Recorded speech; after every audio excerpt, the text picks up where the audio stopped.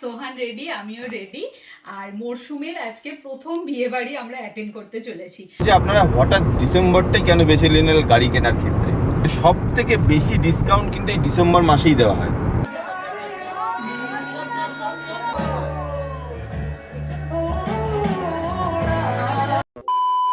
Good morning from Rajchandrapur toll. তো আজকে আমরা বেরিয়েছি নর্মাল একটা কাজের দিনে, ভাবলাম ক্যামেরাটা উঠিয়ে নিই আর কিছু বলতে বলতে আপনাদের সাথে যাই। তো সামনেই দেখতে পাচ্ছেন রাজচন্দ্রপুর টোল আমরা চলে এসেছি। আর এই রাজচন্দ্রপুর টোলটা মানে ন্যাশনাল টোলের মধ্যেই পড়ে। তো যদি আপনারা রাজমার্গ যাত্রা অ্যাপটা ডাউনলোড করে থাকেন এবং 3000 টাকা রিচার্জ করে থাকেন, তাহলে কিন্তু এটা আরামসে হয়ে যাবে।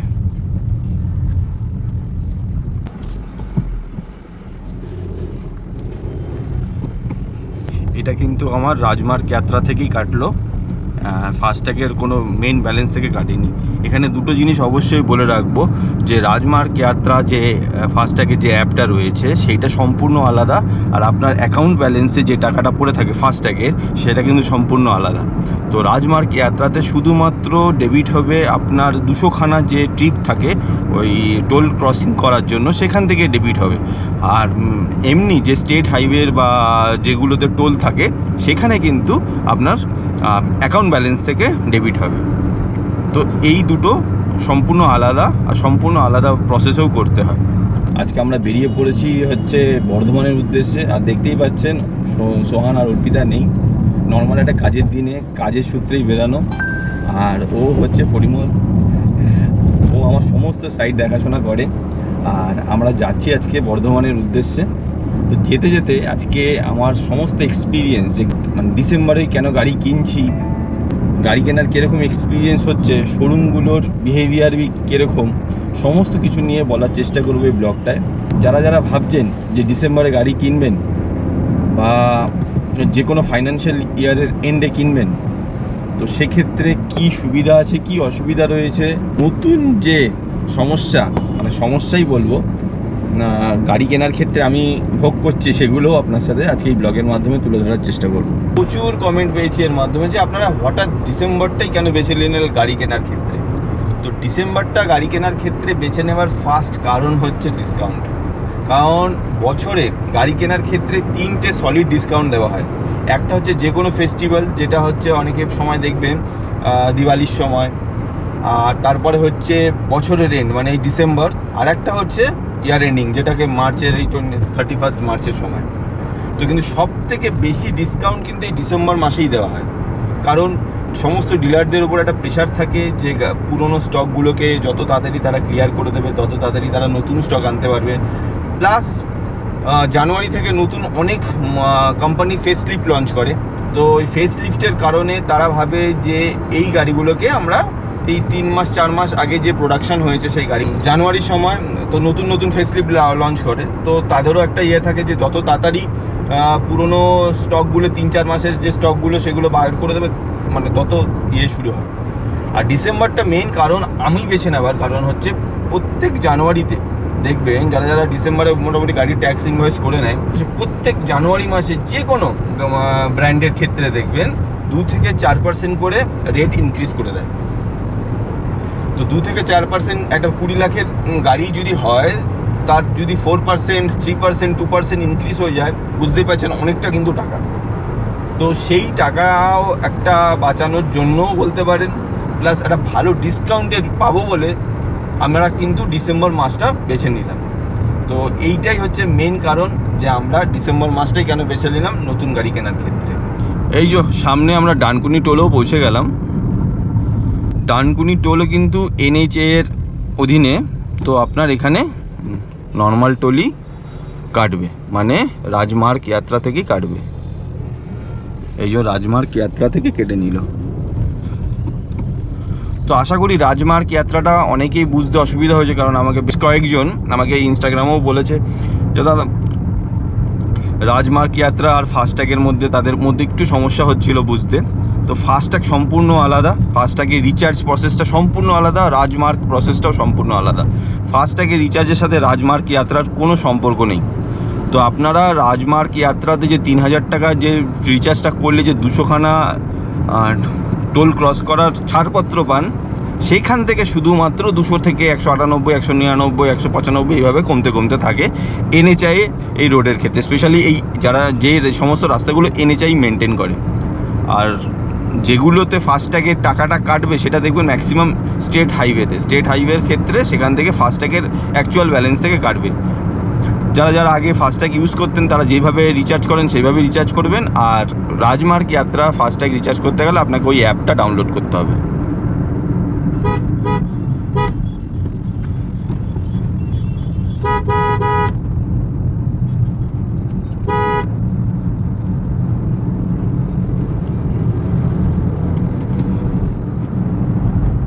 তো আমরা এখন ডানকুনি থেকে সোজা বর্ধমানের দিকে এগিয়ে চলেছি। এবার আসি সব থেকে যেটা আমার খারাপ লেগেছে, মানে খারাপ লাগছে এখনো পর্যন্ত, কারণ আমার এখনো গাড়ি হাতে আসেনি। তো হচ্ছে ডিলারদের বিহেভিয়ার ব্যাপারটা মানে মানে শব্দটা ঠিক হবে না, ডিলারদের এখনকার সেলস প্রসেসগুলো কিরকম হয়ে গেছে। নতুন গাড়ি কেনার ক্ষেত্রে আমি তো বেশ কিছু ব্র্যান্ডের সাথে দেখেছি, সেখানে টাটা হোক, মাহিন্দ্রা হোক, ইভেন মারুতির ভিক্টোরিজের সাথেও আমি কথা বলেছি, মারুতির আরিনার সাথেও কথা বলেছি। সববার একটা আমি দেখলাম সেলসের ক্ষেত্রে বা কাস্টমার অ্যাটেন্ড করার ক্ষেত্রে একদম লেথার্জিক মনোভাব। শুধুমাত্র আমার সাথে না, আমি দেখেছি আমার বন্ধু বান্ধব যারা অনেকেই ডিসেম্বরে গাড়ি নেবে বলে ঠিক করেছে, তারাও সেম একই কথা বলছে যে গাড়ি বুক করতে গিয়ে বা তাদের যে কতবার ফোন করতে হচ্ছে সেই ফোনের জন্য, মানে কি বলবো, তাদের মধ্যে মানে একবার সেল করার কোনো ইচ্ছাই নেই। হয়তো তাদের কাছে অনেক লিড রয়েছে, সেটাও একটা কারণ হতে পারে, আর হয়তো না হলে তারা এইটাই একটা হতে পারে। আমার যেটা মনে হয়েছে যে প্রচুর এখন যেহেতু গাড়ির এখন কেনার জন্য একদম প্রায় মেলা বসে গেছে, আর এই সমস্ত ডিসেম্বর মাস বলুন, মার্চের এন্ড বলুন, বা যে কোনো ফেস্টিভ সিজনে বলুন, যেহেতু গাড়ি সেলসের ক্ষেত্রে একটা বিশাল একটা জাম্প করে, সেই সময় সেলস পার্সনদের দেখি সেই সময় কি অধিকাংশ সময় তারা কাস্টমার অ্যাটেন্ড করার ক্ষেত্রে সেভাবে মনোযোগী হয় না। আমি যেখানে গাড়ি বুক করেছি, গাড়ি বুক করার পর মানে তাদের ফোন করলে ফোন ধরে না। এরিনাতে একদিন কি করলাম, মারুতি এরিনাতে আমি ফোন করলাম, যে আমি বললাম ভিক্টোরিয়াটা টেস্ট ড্রাইভ করবো, একটু ব্যবস্থা করে। হ্যাঁ করলো। করার পর আমি যে গাড়িটা টেস্ট ড্রাইভ করে, গাড়িটা তো একটা প্রসপেক্ট ক্লায়েন্ট, আমি তো গাড়িটা নিতেও পারি, তারপরে তাদের কোনো ফোন কল নেই। তারপরে ইভেন মাহিন্দ্রারই বেশ কয়েকটা শোরুমের সাথে আমার যখন ফাইনাল কথাবার্তা চলছে, মানে রয়্যাল মোটরই আমি কথা বলে দিচ্ছি, রয়্যাল মোটরে যখন আমি ফোন করলাম তখন দুজন খুব ভালোভাবে অ্যাটেন্ড করলো, হ্যাঁ স্যার হ্যাঁ। তারপরেও তাদের কোনো ফোন কল নেই।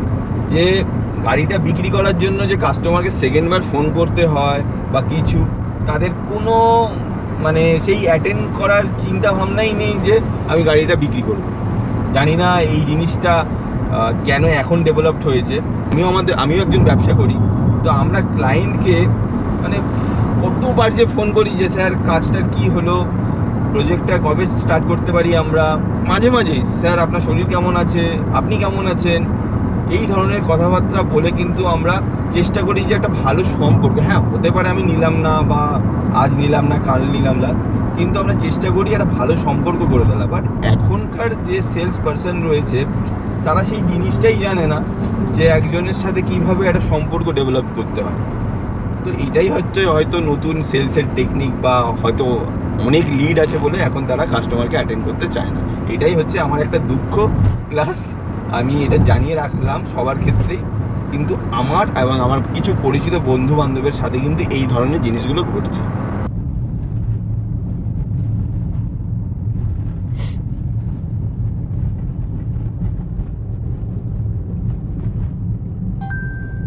Tomorrow. Good evening everyone, welcome to our channel better living. আজকে হচ্ছে রবিবার, আজকে আমরা সন্ধ্যাবেলা সবাই রেডি হয়ে গেছি বিয়ে বাড়ি যাবো বলে। সোহান রেডি, আমিও রেডি। আর মরশুমের আজকে প্রথম বিয়ে বাড়ি আমরা অ্যাটেন্ড করতে চলেছি। আর ক্যামেরার পেছনে যিনি আছেন আর কি, তার লুকটা দেখাচ্ছি। আচ্ছা তোমাদেরটাকে দেখিয়ে দিই, এই যে সোহান পরেছে সুন্দর একটা ব্লেজার সাথে জিন্স, সোহান আমি ম্যাচিং। আজকে মোটামুটি সবাই আমরা মোটামুটি ডার্ক শেডেই পরেছি। এই হলেন কর্তামশাই।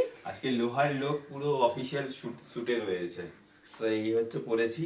আর এখন গাড়ি নেবো, এখন গাড়ি নিয়ে আমরা সোজা যাবো দমদমে। দমদমে আমাদের একটা বিয়ের নেমন্তন্ন রয়েছে, আর আমার একটু খুব ঠান্ডা লেগেছে এই আমি শীতের সেটাই জন্য। বলছিলাম। তো ওই ঠান্ডার মধ্যেই যেতে হবে বন্ধুর বিয়ে, তো বন্ধুর শালার বিয়ে বলতে গেলে, ওখানেই যাচ্ছি। যেতে যেতে কথা হচ্ছে, সবাই চেনে অবশ্য তাদেরকে। কৌস্তব, আমি বলে দিচ্ছি, আপনারা আমাদের ব্লগে আগেও দেখেছেন, ওদের চায় অ্যান্ড কম্পাস বলে একটা ইউটিউব চ্যানেলও রয়েছে। তো আজকে ওর শালাবাবুর বিয়েতে আমরা সপরিবারে যাচ্ছি দমদমে। তো যেতে যেতে বাদ বাকি সমস্ত কথা বলবো। সোহান ওখানে দাঁড়িয়ে আছে, আর এই আমাদের গাড়ি বেরোচ্ছে।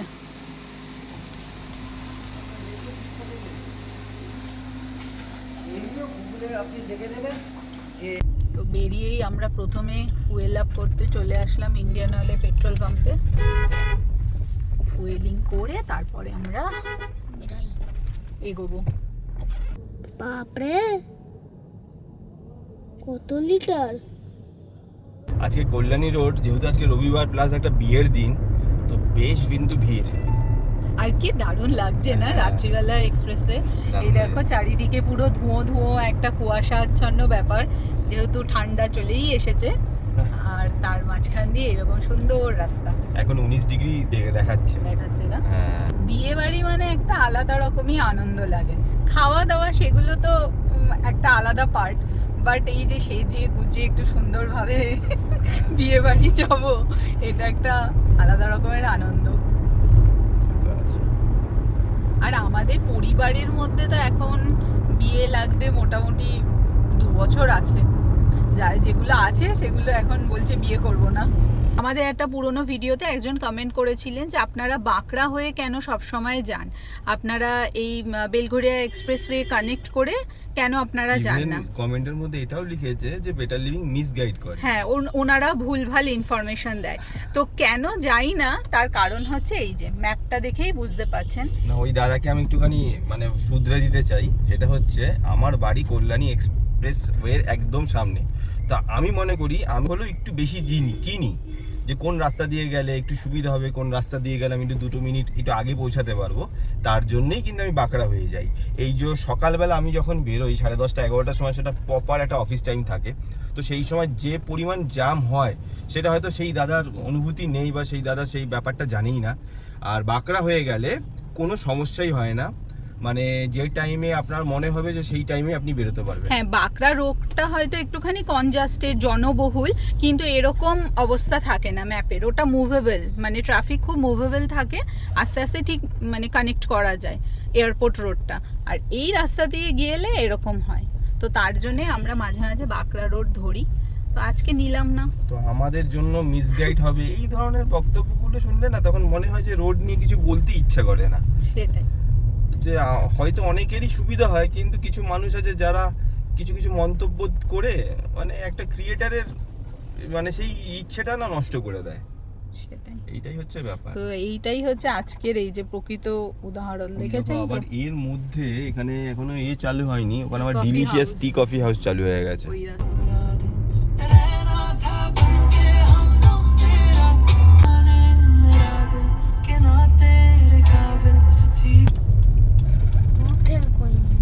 ওই যে সামনে রোহিতেল ব্যাংকুয়েট।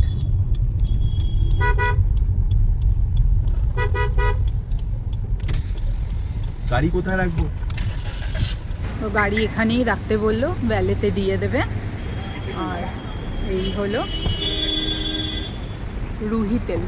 না রুহিতেল কিরকম নাম না রুহিতেল, রুহিতেল মানে রুহিতেল মানে রুই মাছ, রুই মাছের তেল। ভালো বলেছে সোহান, রুই মাছের তেল। আর চারে আচ্ছা, এই দেখো লখবীর আর হচ্ছে রেশমা।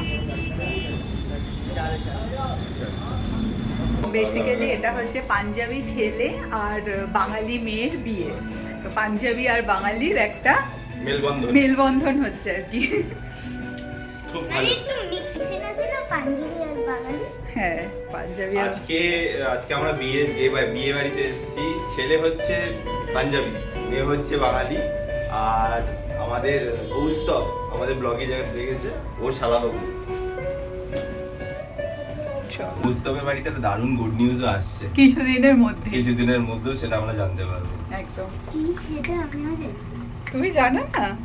আমানদীপ, তোমরা আমাদের ভিডিওতে দেখেছো ওকে অনেক, ওরই ভাইয়ের বিয়ে। হ্যাঁ, আর আমরা অর্পিতা দি আর সঞ্জুদাকে ডেকেছিলাম সোহানের সাথে, তো ওরা সবাই মিলে এসছে, আমার খুব ভালো লেগেছে। আর ওখানে কৌস্তব আছে, কৌস্তবের সাথে একটু পরে কথা বলার আছে, ও একটু বিজি আছে। চলো আমরা বর বউ দেখে আসি, চলো। এই যে বর আর বউ।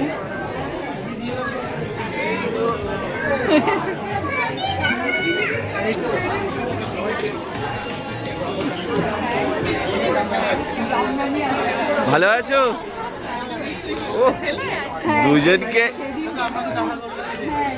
দুজনকে সুপার ডুপার লাগছে,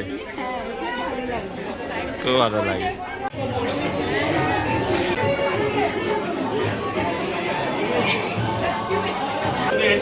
সো আমরা এখানে ফিশ ফিঙ্গার নিলাম আর এখানে কাবাব নিলাম, চিকেন কাবাব।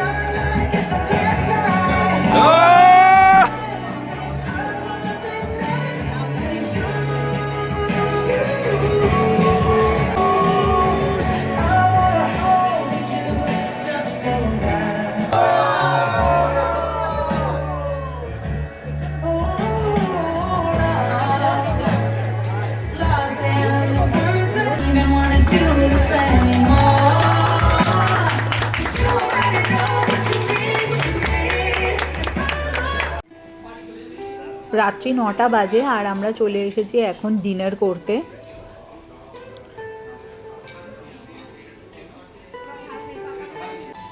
প্রথমে আমি নিয়েছিলাম দই বড়া, তার সাথে একটু পাস্তা আর হচ্ছে স্যালাড। নেক্সট মেন কোর্সে নিয়েছি পিস পোলাও, তার সাথে মাটন, এগেইন আবার স্যালাড রিপিট করেছি। আর ডেজার্টে এখানে একটা হালুয়া ছিল, হালুয়া আর তার সাথে রসগোল্লা। হলো খাওয়া?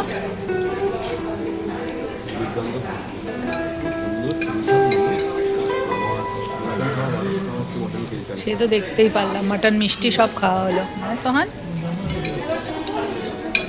সোহান আর আমাদের খাওয়া হয়ে গেল। কেমন খাওয়া হলো সোহান? ভালো হলো। ভালো হলো।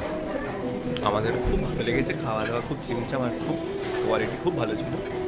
আর রাতেরবেলা কমই খাই, জাস্ট একটু রাইস নিলাম আর একটু মাটন নিলাম। রুটি আমি না, তুমি নিলে। তুমি তো নিয়েছিলে। আমিও নিয়েছিলাম, জাস্ট একটা ওর থেকে একটু ছিঁড়ে রুটি নিয়েছি। খুব ভালো খাওয়া দাওয়া হয়েছে।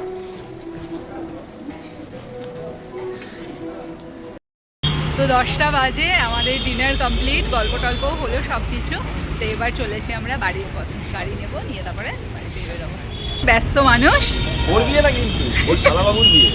তাই বলে আমি বেশি ব্যস্ত। ওর শালাবাবুর বিয়েতে এত ব্যস্ত, আর মানে খাবার দাবার অ্যারেঞ্জমেন্ট পুরো এত সুষ্ঠুভাবে করেছে ও আর স্ত্রী দল। এটা ব্লগে বলো না, তাহলে লোক মারবে। যারা যারা করেছে তারাও অ্যাড অন করতে হবে। তো দারুণ দারুণ অ্যারেঞ্জমেন্ট করেছে। আর ওইটা হচ্ছে ওর বরের গাড়িতে, মানে এইটা ওর গাড়ি, এই গাড়িতে করে বর বউ এসছে। এটা পুণ্যের কাজ করেছে। এই যে হ্যাঁ, সিরিয়াস এইটা কি করলে? আমরা বেরিয়ে পড়লাম, এবার চলেছি বাড়ির পথে। এখন এই টাইমটায় বিরাটি হয়ে যায় আর কি বেলঘড়িয়া এক্সপ্রেস হয়ে যায়, দুদিকেই ভিড়, সব জায়গাতেই। তো আমরা এখান থেকে একটু গিয়ে বিরাটি ঢুকে যাব। তো দুর্দান্ত একটা বিয়ে বাড়ি খাওয়া দাওয়া করে খুব ভালোভাবে এনজয় করে আমরা এখন বাড়ির দিকে ফিরছি। আবার কল্যাণী এক্সপ্রেস হয়ে উঠলাম, প্রায় 11:15 বাজে।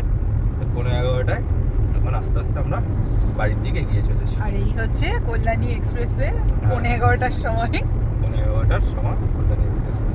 এই রাস্তাটায় আসলেই না মনে হয় চলো আরেকটা লং ড্রাইভ।